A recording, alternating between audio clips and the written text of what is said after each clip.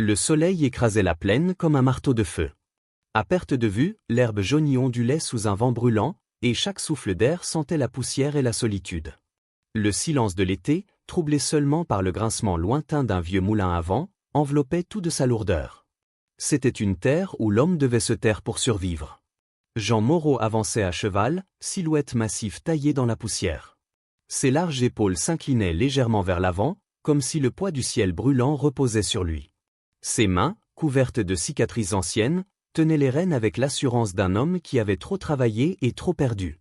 Sa ferme s'étendait au loin, un morceau de bois et de pierre dressé contre l'immensité. Jean avait bâti chaque mur, chaque clôture, seul. Et dans ce silence, il avait enterré ses souvenirs comme on enterre des secrets. Ce matin-là, pourtant, quelque chose troubla la monotonie de la plaine. À l'horizon, une charrette cahotante s'avançait lentement, tirée par un mulet fatigué. Jean plissa les yeux sous le bord de son chapeau. Un voyageur, ici? En plein été brûlant? La curiosité se mêla à la méfiance. La charrette finit par s'arrêter devant le ranch. Une femme en descendit. Elle était frêle, mince, presque effacée dans ses vêtements trop lourds pour la saison. Une jupe sombre tombait jusqu'à ses chevilles, une chemise boutonnée jusqu'au cou, et un foulard noué si serré qu'il semblait vouloir étouffer sa gorge. Son chapeau cachait une grande partie de son visage, mais pas ses yeux. Des yeux clairs, qui fouillaient le paysage comme si chaque détail pouvait décider de sa survie. Elle se tenait droite, malgré la fatigue que trahissaient ses gestes. Ses mains restaient jointes devant elle, crispées, comme si lâcher prise aurait ouvert une porte au danger. Jean la regarda un instant en silence. Il n'était pas un homme de parole.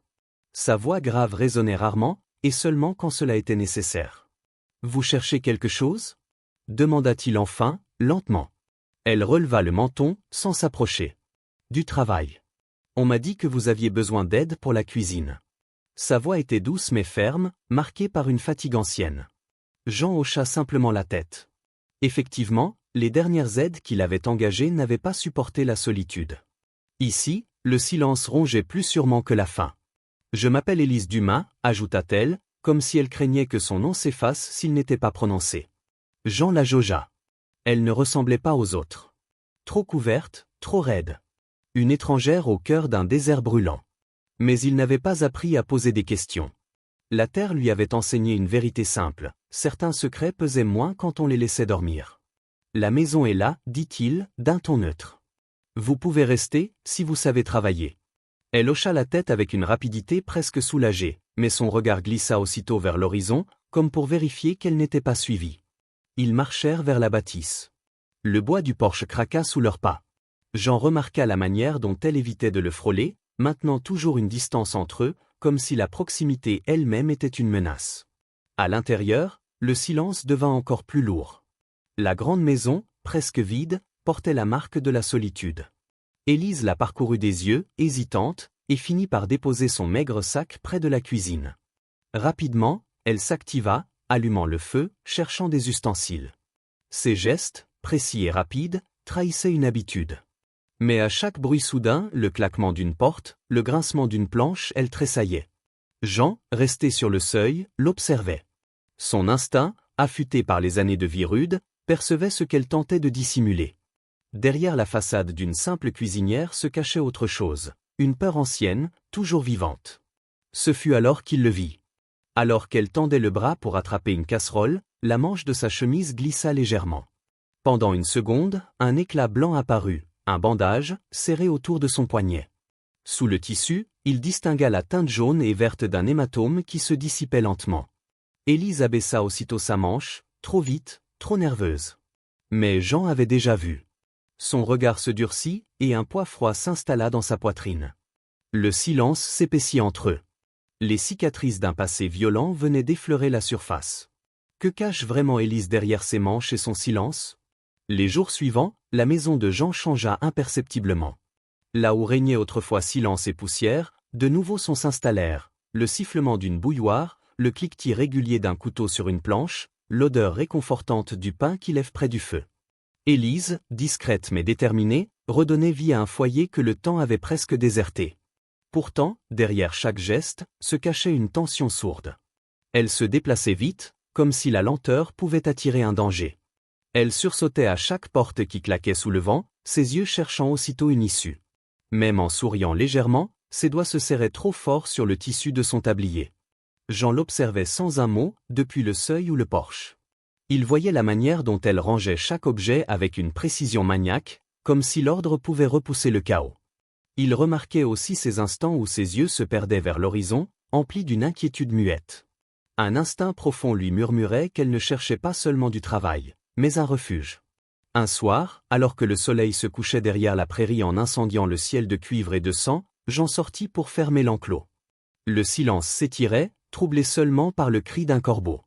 C'est alors qu'il aperçut, loin, très loin, une silhouette immobile sur la crête. Une ombre d'homme, figée, observant peut-être. Jean plissa les yeux, mais déjà la forme s'était effacée dans la brume rouge du crépuscule. Il resta longtemps immobile, la main posée sur la barrière, un frisson glacé lui parcourant l'échine. Était-ce un mirage, ou quelqu'un qui suivait Élise? À quelques kilomètres du ranch, le petit bourg s'animait chaque matin sous la chaleur déjà lourde. Les planches des trottoirs craquaient, les saloons ouvraient leurs portes en grinçant, et les voix montaient avec l'odeur de café et de poussière. Très vite, un nouveau sujet s'imposa aux conversations, la présence d'une femme mystérieuse chez Jean Moreau. Personne ne l'avait vue arriver. Personne ne connaissait son passé. Et ce simple vide suffisait à alimenter l'imagination. Une fugitive, j'en mettrai ma main à couper, souffla un marchand en pesant ses sacs de farine. Non, plutôt une voleuse, répliqua un autre, elle cache sûrement un crime. Pourquoi, sinon, se couvrir comme ça en plein été? Les rumeurs gonflaient comme un orage au-dessus des toits. Dans le saloon, les hommes riaient à demi, mais leurs yeux restaient sérieux. Une étrangère, c'était une énigme, et une énigme devenait vite une menace. Le shérif, Amos Delattre, finit par quitter son bureau. Vieil homme sec, à la moustache grise et au regard tranchant, il connaissait Jean depuis toujours. Il le trouva au marché, chargé de provisions. « Jean, dit-il à voix basse, tu ferais bien d'ouvrir l'œil. Les gens parlent. Et quand les gens parlent trop, ça finit toujours mal. » Jean se contenta de hocher la tête, impassible. Mais le shérif ajouta, plus grave. Certains disent qu'elle est poursuivie par un homme dangereux. Un de ceux qu'on préfère ne jamais croiser. Jean resta silencieux, mais ses mâchoires se crispèrent. Le nom de cet homme, personne n'osa encore le prononcer.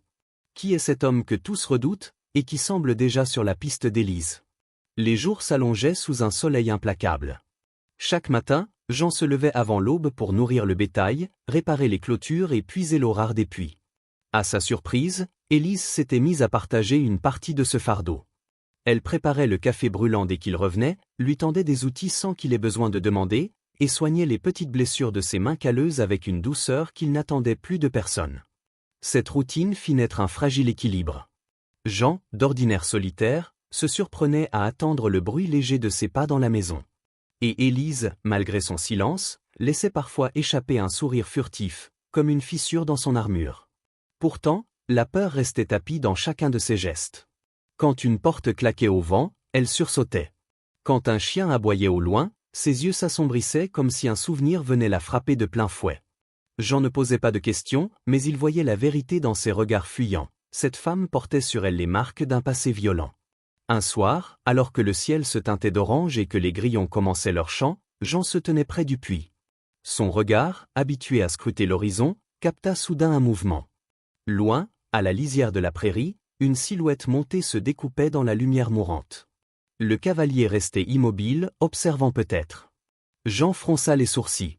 L'ombre ne s'approcha pas, mais ne disparut pas non plus. Elle semblait attendre, patiente, inquiétante.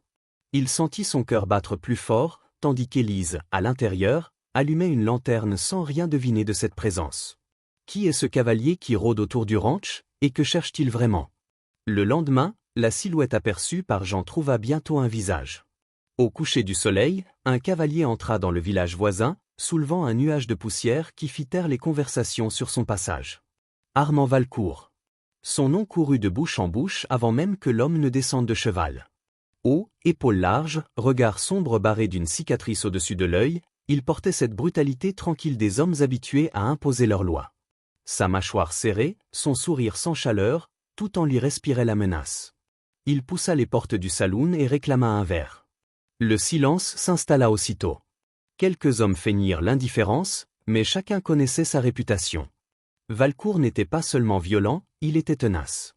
Et quand il cherchait quelqu'un, il finissait toujours par le trouver. J'ai entendu dire, lança-t-il d'une voix grave qui coupa l'air comme un couteau, qu'une femme est passée par ici. Petite, cheveux sombres, habillée trop chaud pour l'été. On l'appelle Élise. Les regards se croisèrent. Personne ne répondit, mais chacun sentit le danger se refermer. Valcourt fit tourner son verre, un rictus au coin des lèvres. « C'est ma femme, ajouta-t-il, et elle m'appartient encore. » Ces mots glacèrent l'assemblée. Les murmures reprirent, mais plus bas, comme si le nom d'Élise était désormais chargé d'un poids mortel. Le soir même, un jeune garçon du village, messager improvisé, galopa jusqu'au ranch. Essoufflé, il appela Jean depuis le porche. « Monsieur Moreau, un homme est arrivé en ville. Il dit chercher sa femme, il dit chercher Élise. » Jean resta immobile, la mâchoire crispée, mais ses yeux s'assombrirent comme l'orage qui couvait au loin. Armand a trouvé la piste. Jusqu'où ira-t-il pour reprendre ce qu'il croit lui appartenir? 2 jours plus tard, Jean descendit en ville pour acheter du grain et de l'outillage. L'air était lourd, saturé de chaleur et de murmures. Les regards des habitants le suivaient, plus insistants que d'habitude. Il comprit vite pourquoi. Armand Valcourt l'attendait. Appuyé contre la rambarde du saloon, chapeau bas, sourire ironique, il se redressa en voyant Jean approcher. Autour d'eux, le silence tomba comme une chape. Même le vent sembla retenir son souffle. « Alors, dit Valcourt d'une voix lente, c'est toi qui t'es cru assez fort pour recueillir ma femme ?» Jean ne répondit pas tout de suite. Ses yeux sombres fixaient ceux de l'étranger, sans vaciller. Il posa calmement ses sacs de provisions à terre, comme s'il avait tout le temps du monde. « Elle n'est pas ta femme, dit-il enfin, grave et tranchant. Elle reste. » Un murmure parcourut la rue. Valcourt rit, mais ce rire sonnait creux, chargé de colère contenue. « Tu crois pouvoir décider à sa place? Tu sais même qui elle est ?» Jean ne bougea pas. Sa voix resta basse, mais chaque mot portait le poids d'une certitude inébranlable. « Je sais seulement qu'elle est libre ici. Et qu'aucun homme ne la reprendra de force. » Un éclair de rage traversa les yeux de Valcourt. Il s'approcha d'un pas, assez près pour que la tension soit presque insupportable. Puis il recula soudain, ses lèvres étirées en un sourire cruel. « Profite du calme, Moreau. Je reviendrai. Et ce jour-là, tu regretteras tes mots. » Il remonta en selle, levant un nuage de poussière. Derrière lui, le village reprit lentement son souffle, mais Jean savait que la tempête ne faisait que commencer. La menace est lancée. Quand Valcourt reviendra, ce ne sera plus pour parler. La sécheresse s'abattit sur la plaine comme une malédiction. Le sol se fendillait, l'herbe jaunie craquait sous les pas, et les bêtes, affaiblies, levaient des regards implorants vers des abreuvoirs vides. Jean travaillait sans relâche, les épaules courbées par le poids du soleil et de la poussière. Élise, d'abord cantonnée à la maison, finit par l'aider à transporter l'eau et à surveiller le bétail. La dureté du quotidien n'effaçait pas sa peur, mais elle commençait à se tenir plus droite, comme si l'épreuve la forgeait. Un soir, l'horizon s'illumina d'une lueur orange. Le vent portait une odeur âcre de brûlé, un feu de prairie. En quelques minutes, les flammes léchaient déjà les clôtures du ranch. Jean se précipita avec des seaux d'eau et des couvertures mouillées, hurlant aux bêtes de reculer. Dans le chaos, un veau effrayé s'échappa et courut droit vers les flammes. Sans réfléchir, Élise se lança à sa poursuite. La chaleur lui mordait la peau, la fumée lui brûlait les yeux, mais elle agrippa la corde attachée au cou de l'animal et tira de toutes ses forces. Ses bras tremblaient, ses poumons hurlaient, mais elle refusa de lâcher prise. Jean surgit alors, attrapa la corde et l'aida à ramener le veau à travers les étincelles. Lorsqu'ils parvinrent à l'écart des flammes, il posa une main ferme sur son épaule, un regard grave dans le sien. Pas un mot, mais dans ce geste, Élise lut quelque chose de nouveau, une reconnaissance. Elle n'était plus une simple invitée. Elle était son égale dans la lutte. Le feu finit par s'éloigner, laissant derrière lui une odeur de cendre et un ciel rougeoyant. Et au loin, sur la crête assombrie, une silhouette solitaire se dessinait à nouveau. Armand était revenu. Cette fois, l'ombre n'attend plus. Le danger se rapproche. La rumeur de l'incendie et du courage d'Élise s'était répandue jusqu'au village. Mais avec elle, les murmures sur Armand Valcourt s'étaient fait plus insistants. Le shérif Amos monta jusqu'au ranch un matin, son cheval couvert de poussière. Il trouva Jean en train de réparer une barrière noircie par les flammes. « Jean, dit-il en descendant de selle, tu sais aussi bien que moi ce qui s'annonce. Cet homme n'abandonnera pas. La meilleure chose à faire, ce serait de la laisser partir. » Jean leva les yeux, son visage fermé comme de la pierre. « Elle reste, répondit-il simplement. Le shérif soupira. « Alors prépare-toi. Parce qu'il viendra, et il ne viendra pas seul. » Il repartit, laissant derrière lui une tension plus lourde que la chaleur du jour. Dans la maison, Élise avait entendu. Elle resta longtemps silencieuse, puis s'approcha de Jean. « Tu risques ta vie pour moi, murmura-t-elle, la voix brisée. « Non, répondit-il doucement. Je choisis de ne pas détourner le regard. » Elle baissa les yeux, mais un éclat nouveau brilla dans son regard, un mélange de gratitude et de force renaissante. Entre eux, quelque chose de plus solide que la peur se formait, pas de la passion soudaine, mais une alliance, un respect profond forgé dans les épreuves. Ce soir-là, alors que le soleil tombait dans un horizon sanglant, Jean aperçut de nouveau une silhouette. Cette fois, elle ne se cachait pas. Armand, campé sur son cheval, observait le ranch depuis une colline voisine. Immobile, patient, comme un chasseur qui attend son heure. Armand n'est plus une ombre lointaine. Il s'installe, guettant le moment d'attaquer. La nuit tomba sur la prairie comme un voile de cendre. Le vent s'était levé, faisant grincer les planches du porche et claquer les volets mal fixés. Jean restait dehors, appuyé contre la rambarde, les yeux fixés vers l'horizon. Il savait que l'heure approchait. Élise, dans l'ombre de la maison, observait à travers la fenêtre. Ses mains tremblaient, mais ses pas la conduisirent tout de même près de lui. Elle s'avança, droite malgré la peur, et se posta à ses côtés. Sa respiration était courte, son visage pâle, mais dans ses yeux brillait une détermination nouvelle. Le bruit de sabots finit par résonner, lent et lourd, brisant le silence nocturne. Une silhouette s'approcha, se découpant dans la lumière tremblante de la lune. Armand Valcourt. Il mit pied à terre à quelques mètres, son chapeau rejeté en arrière, son sourire cruel étirant une cicatrice blanchâtre. Alors, Jean Moreau, lança-t-il d'une voix basse mais chargée de menaces, « Tu crois pouvoir garder ce qui est à moi ?» Jean resta impassible. « Elle n'appartient à personne, dit-il calmement. » Un éclat de rage passa dans les yeux d'Armand. Il fit un pas en avant, mais s'arrêta en voyant Élise à côté de Jean. Ses lèvres se tordirent en un rictus amer. « Toi, tu oses rester là, devant moi? Tu crois qu'il pourra te protéger ?» Élise inspira profondément. Sa voix tremblait, mais elle trouva la force de répondre. « Je ne suis plus ton ombre, Armand. » Un silence pesant s'abattit. Puis, lentement, avec une lenteur calculée, Armand posa sa main sur la crosse de son arme. Le duel semble inévitable, une étincelle suffit pour que tout bascule. Le ciel s'embrasait de rouge et d'ocre, comme si l'horizon lui-même pressentait l'affrontement. La main d'Armand reposait toujours sur la crosse de son revolver. Ses yeux, brûlants de haine, défiaient ceux de Jean, impassibles comme la pierre. Le silence, coupé seulement par le souffle du vent et le cri lointain d'un coyote, pesait comme une épée suspendue. « Recule, Valcourt, dit Jean d'une voix ferme, sans hausser le ton. Tu n'as plus de prise ici. » Armand ricana, dévoilant des dents serrées. « Elle m'appartient. Toujours. » Ses cicatrices en sont la preuve. Élise sentit son cœur se tordre. La peur, vieille compagne, voulait l'écraser. Mais en regardant Jean, droit, solide, elle trouva en elle une force insoupçonnée. Elle fit un pas en avant, entre les deux hommes. « Non, dit-elle, sa voix claire malgré le tremblement. Ces cicatrices ne sont pas ta marque. Elles sont le signe que j'ai survécu à toi.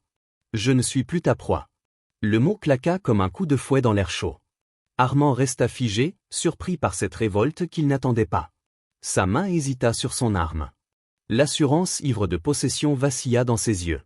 Jean ne bougea pas, mais sa présence derrière Élise était comme un mur. Ensemble, ils formaient une barrière que la violence d'Armand ne pouvait plus franchir. Un instant, l'homme sembla prêt à dégainer. Puis il recula d'un pas, puis d'un autre. Sa mâchoire tremblait de rage, mais son regard fuyait déjà. « Ce n'est pas fini » cracha-t-il avant de tourner les talons. Il remonta à cheval et disparut dans la poussière du crépuscule. Sur le porche, Élise laissa échapper un souffle brisé, mais ses yeux brillaient d'une liberté nouvelle. Jean posa une main rassurante sur son épaule. La prairie demeurait sauvage, cruelle parfois.